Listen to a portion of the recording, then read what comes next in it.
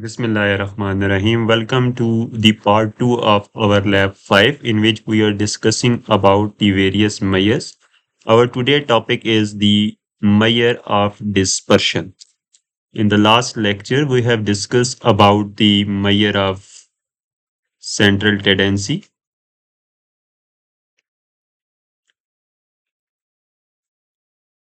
And in that video, we have discussed कि जो measure of central tendency है, it tells us about the center of the data.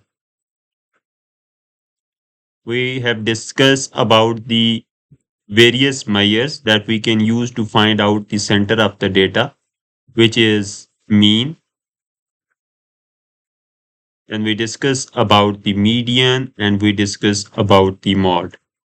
We have also discussed in details with the help of example the limitation of each of these, when to use them and when not to use them, when they could not be considered as a good reflection of the data. We have discussed it in detail in the previous video. If you haven't seen that video, you can check out the detail in link in the description. Go and watch out that video before moving forward to this video, right? So in today's lecture, we will be discussing about the measure of dispersion. So as the word suggests, the dispersion means the spread. So these measures will help us to find out the spread of the data, right? So it will tell us that how much our data is spread, how much variability is present in our data. Are our data consistent? So these are the kind of questions that could be answered with the help of the measure of dispersion. So the measure of dispersion basically tell us about the spread out of the data, that how much our data is spread, how much diverse our data is, how much variable our data is. Is our data consistent, right? By consistent means is there a kind of pattern that is coming in our data. So these are the kind of the information that we can take out from with the help of different measures of the dispersion. Earlier we have discussed about the central tendency. Now the measure of dispersion is basically used to complement the measure of central tendency. We will see how it will complement the measure of central tendency like mean, median and mode. We will see very detailed in an example when we will discuss about very important measure like variance. We will see this point that how they are complementing each other, the measure of central tendency and measure of dispersion. So the key measures that we can use to find out the spread of the data are range, interquartile range, variance, and the standard deviation. These are the very important measure that we can use to find out that how much our data is spread out, right? So the first thing that we will be discussing is the range. In any data set, in any given data set, the range will help us to find out. Let's say this is a number line and we have few numbers here. Let's say we have 5, 10, 15, 20, and then we have 25, then we have 35, 30, and then we have 35, right? These are the numbers. Now how we can find out the range? The formula to find out the range is very simple. You have to find out the maximum value in the given data set, which in our case is 35.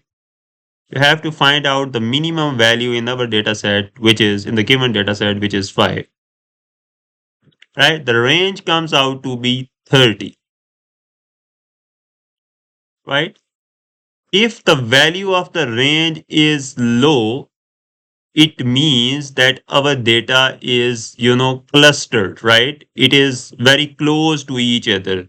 But if the value of the range is very high, you can make sense out of that there is a large spread around the data.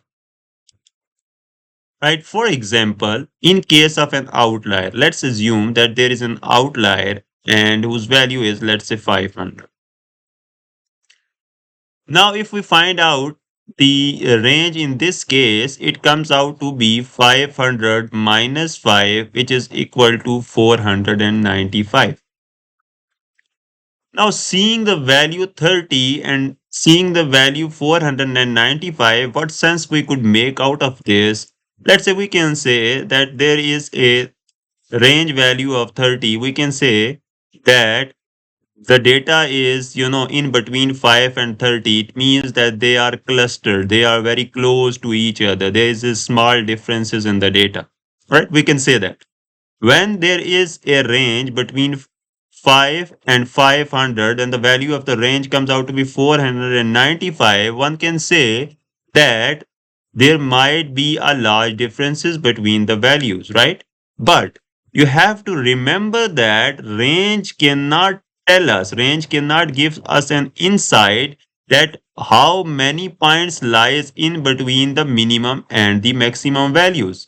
It can only tell that what is the difference between maximum and minimum. What it cannot tell is that how many points are there in between maximum and minimum values. There could be a chance that the value of the range is very high, but there are very minimum point. Like there could be a chance that we only have 5, 20 and 500. There are only 2 point, there are only 1 points in between maximum and minimum value. But this cannot be tell by only a range, right? So range can only tell us a simple information, right? It can only tell us that we can only get a sense out of it that if the value is very high, there might be a chance that data is variable. There is a lot of variability in the data. Means, and if there is a smaller value for range, we can get the sense out of it that there is a less variability in the data. But we have to remember that along with the range, यानी सिर्फ range के साथ हम कोई insights proper निकाल नहीं पाएंगे. ठीक है, रेंज को हमने कंप्लीमेंट करना होगा with some other measure of dispersion, जिससे हमें ये भी पता चले कि इन दो पॉइंट्स के दरमियान डेटा कितना है और वो किस तरह से वेरी कर रहा है. तो along with the range, we have to complement it with some other kind of measures, right? So we will discuss that in a very short bit of time. But the takeout for this slide is that range can only tell us about the variability of the data. It does not tell us about that how the data is distributed between maximum and the minimum values, right?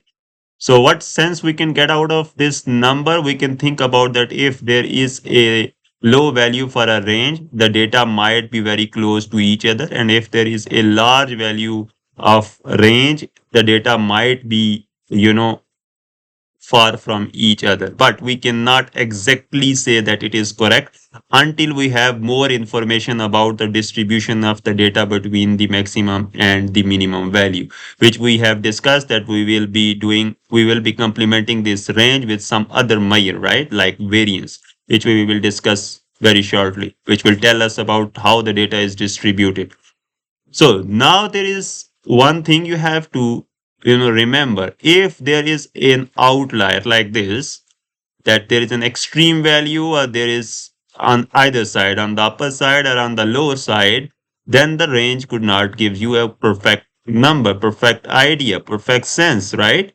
Because you can say that here range is 495. It's a very big number in case of outlier because the range only considers the maximum and the minimum value. It does not see what is in between this, right? In between maximum and minimum value. It is influenced by the extreme value. So it cannot be a good measure when there are outliers, right? So you cannot consider thinking about range only when you have an outliers in the data. Okay. So now once we have the outliers in the data, we cannot consider only range. We can think about interquartile range. The benefit of using interquartile range is that it is not influenced by the outliers. We will see how, right? For example, we have been given with this kind of data 5, 10, 15, 20, 25, 35, and we have to find out the interquartile range. We will see 5. First of all, we have to make sure that data is in ascending order, which this data is already. Then we have to find out the median of the data.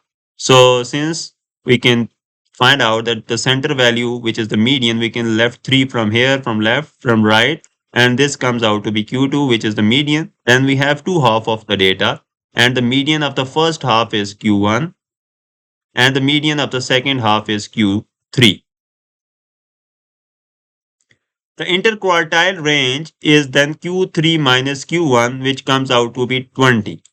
Now, if you see that the interquartile range, to find out the interquartile range, we are only consider the middle part of the data. We are not seeing the extreme values, right? So it means that when we have to find out the range of the middle of the data, it can gives us a very clear picture, because at that time we are not seeing the extreme values. We are not checking the outliers on the, you know, lower side. We are not considering the outliers on the upper side, right? We are only considering the middle part of the data. So IQR is considered as a very good measure to find out the spread of the data in presence of outlier. So if we have an outliers, instead of using a simple range to find out the spread, what we will do is we will use the IQR to find out the spread, because IQR will check the range of, middle of the data instead of considering the extreme values. So what is the strength of this is that it is not influenced by the outliers. Now the next topic is very interesting, which is variance. Variance basically indicates whether the data points are closely clustered or widely spread. Recently, in the previous slide, we have seen range or interquartile range. What they are doing is they are only checking maximum minus minimum, right? They are not telling us about that how the data is distributed between maximum and minimum value. Whether the data is clustered, means the data is very close to each other, or the data is spread out, right? Whether data are very far from each other. So the measure that we can use for that purpose is variance. Variance will tell us whether the data points are very close to each other or they are very far from each other. The distance, the variability, right, is about the data. They will tell us, right?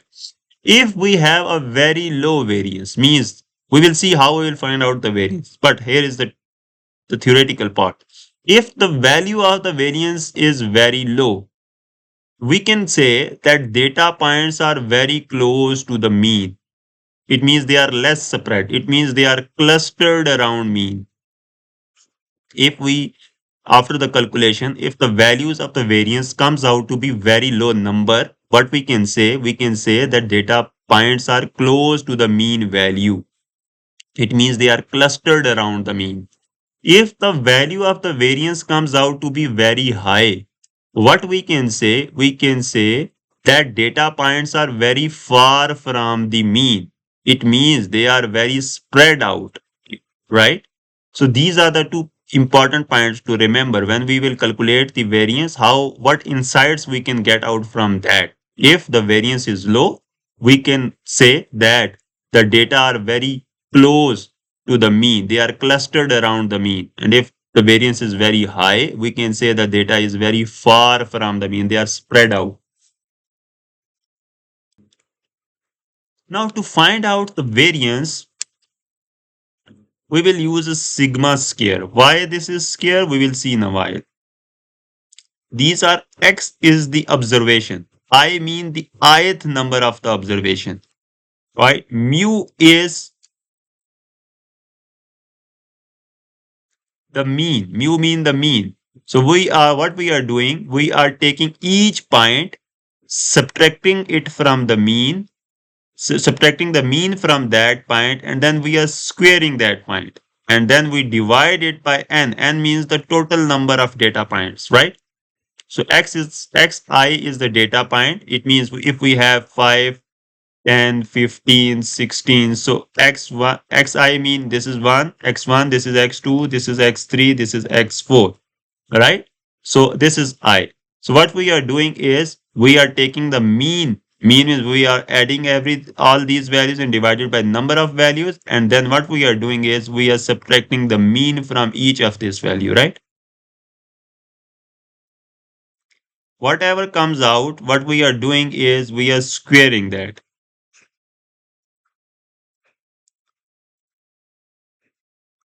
We are taking square of that. And then we are dividing this by the total number of observations. So this is the formula for finding out the variance. Let's see, let's see what the example. And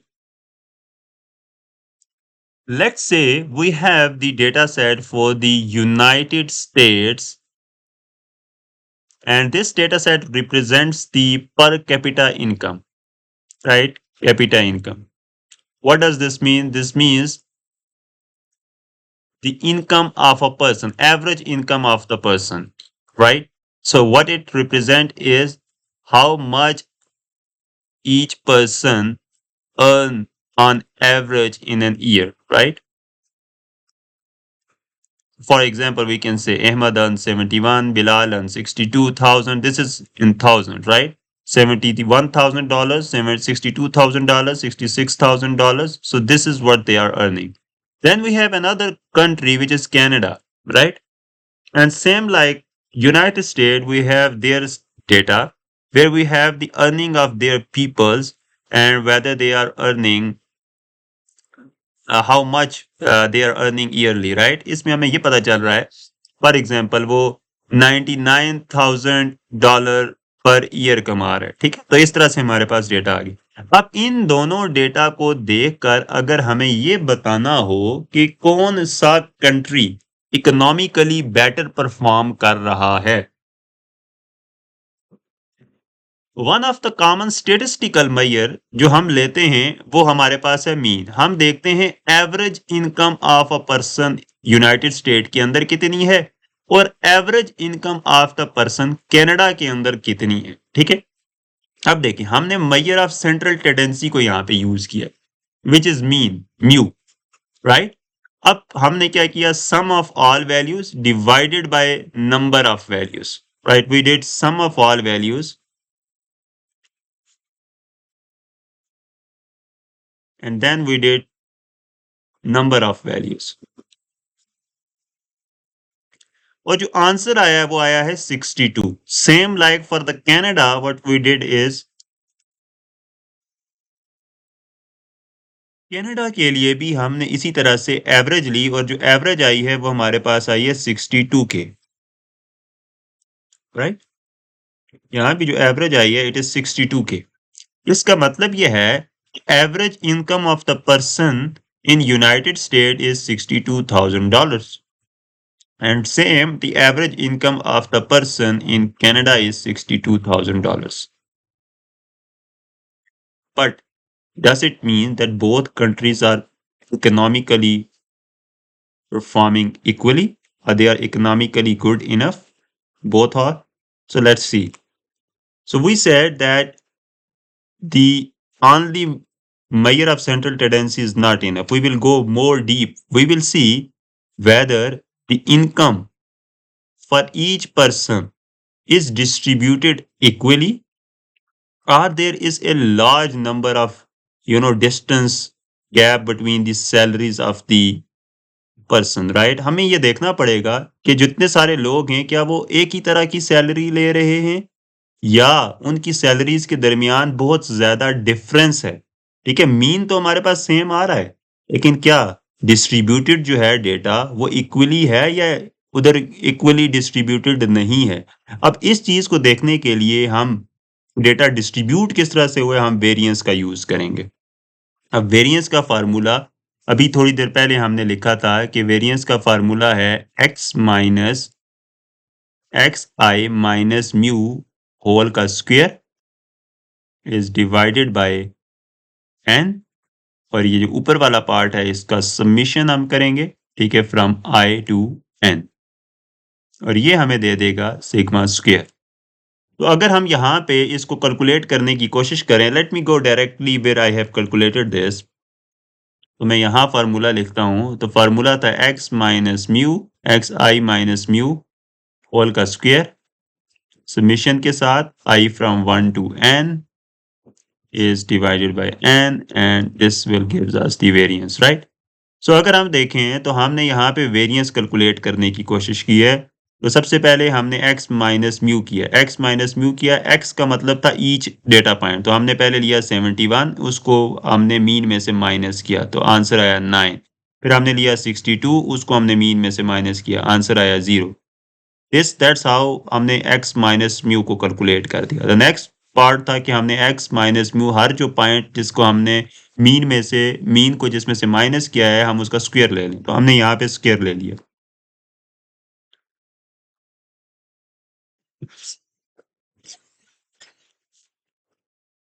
यहाँ पे हमने इन सारे points का square ले लिया। Next was कि हम इसका समेशन लें, तो हमने क्या किया, हमने ये जितना हमने जिनको स्क्वायर किया है उन सब का सबमिशन ले लिया, उन सबको हमने ऐड कर लिया, तो जो वैल्यू आई है वो हमारे पास आई है 240। अब इस वैल्यू को हमने नेक्स्ट था कि n से डिवाइड कर दें, n नंबर ऑफ पॉइंट्स, हमारे पास टोटल पॉइंट्स हैं 8, तो हमने 240 को 8 से डिवाइड किया, तो जो आंसर आया वो हमारे पास आया 30। तो वेरिएंस हमारे पास अभी आ गया जी 30।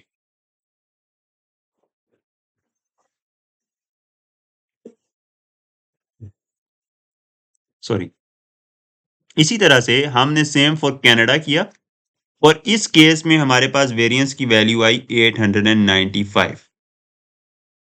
अब यूनाइटेड स्टेट के केस में हमारे पास वेरिएंस की वैल्यू आई थी 30, और कनाडा के केस में हमारे पास वेरिएंस की वैल्यू है 895। अब वेरिएंस की वैल्यू जितनी कम है वो ये बताता है कि डेटा के अंदर स्प्रेड बहुत कम है। इसका मतलब ये है लोगों की सैलरीज एक दूसरे के आस-पास हैं, ठीक है? फॉर एग्जांपल अगर आप यहाँ पे देखें, इसकी 71 है, इसकी 62 है, इसकी 66, 61, एक ये जो वेरिएंस अगर आपके पास कम है, इसका मतलब ये है कि डेटा क्लस्टर्ड है अराउंड मीन। मीन कितना है आपका 62। अब आप देखें ये जितने लोगों की सैलरीज हैं वो इस मीन के आसपास आ रही हैं, ठीक है, 62 के आसपास आ रही हैं।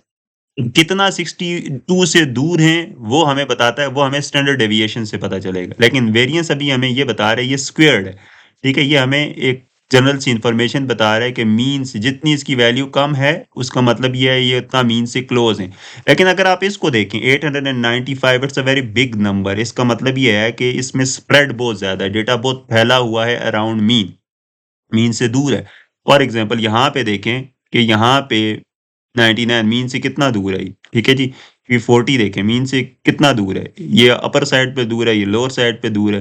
तो यहाँ पे आपको ये पता चल रहा है कि कनाडा के अंदर जो लोगों की सैलरीज हैं वो एक दूसरे से बहुत ज़्यादा दूर हैं, मिलती जुलती नहीं है, उसमें इनइक्वालिटी है। यानी अगर आप फातिमा की सैलरी को देखें वो 14,000 पर ईयर कमा रही है, लेकिन अली की सैलरी को देखें तो वो 99,000, तो इसका मतलब है यहाँ पे इनइक्वालिटी है, ठीक है। और जब आपके पास इनइक्वालिटी है इसका मतलब है ये कंट्री इकोनॉमिकली बेटर परफॉर्म नहीं कर रहा, जबकि यहाँ पे इनइक्वालिटी नहीं है। इसका मतलब ये है कि यहाँ पे सैलरीज जो हैं लोगों की एक दूसरे के आस-पास हैं। जब सारे अच्छा कमा रहे होंगे तो मुल्क इकोनॉमिकली बेहतर परफॉर्म कर रहा होगा। यहाँ पे क्या है, ओवरऑल अगर आप देखें मीन को अगर आप खाली कंसीडर कर लेते तो लगता है कि दोनों मुल्क जो हैं वो बेटर सेम तरह से परफॉर्म कर रहे हैं। लेकिन जब हमने उसके अंदर स्प्रेड को देखा डेटा के, तो हमें ये पता चला कि कनाडा के अंदर जो लोग हैं उनकी सैलरी के अंदर क्या है, इनइक्वालिटी आ रही है, वो एक दूसरे से डिफर कर रहे हैं, ठीक है। तो जितना वेरिएंस की वैल्यू लो उतना हमारे पास क्या होगा, डेटा क्लस्टर्ड होगा अराउंड मीन। जितना वेरिएंस की वैल्यू ज्यादा उतना डेटा क्या होगा, फार होगा मीन से, और इतना उसका मतलब है कि वहां पे क्या है, वेरिएबिलिटी है डेटा के अंदर। अच्छा, the large variance indicates a high level of variability in the yearly income of data, ठीक है जी। ये हाई लेवल ऑफ वेरिएबिलिटी बता रही है in the income of the data. The data points are widely spread out from the mean.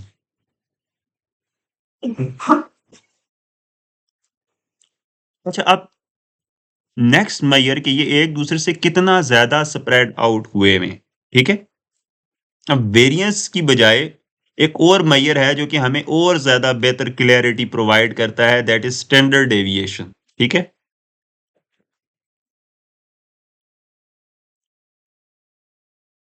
Standard deviation, standard deviation हमें बताता है again कि डेटा मीन के अराउंड कितना ज्यादा स्प्रेड है या उससे कितना ज्यादा दूर है, ठीक है, कितना करीब है या कितना दूर है, ये सारी इंफॉर्मेशन हमें स्टैंडर्ड डेविएशन से पता चलती है। अब चूंकि हम स्टैंडर्ड डेविएशन किस तरह से फाइंड आउट करते हैं, सारा जो हमारे पास वेरिएंस, हमने वेरिएंस का फार्मूला लिया है उसका हम क्या ले लेते हैं, स्क्वायर रूट ले लेते हैं। वेरिएंस हमने कहा था सिग्मा स्क्वायर है, तो इसका हम स्क्वायर रूट ले लें तो हमारे पास खाली सिग्मा आ जाता है, which is our standard deviation. Standard deviation हमें ये बताता है कि हमारा जो डेटा पॉइंट है वो मीन से कितना ज्यादा दूर है, ऑन एवरेज जो डेटा है हमारा वो मीन से कितना ज्यादा दूर है।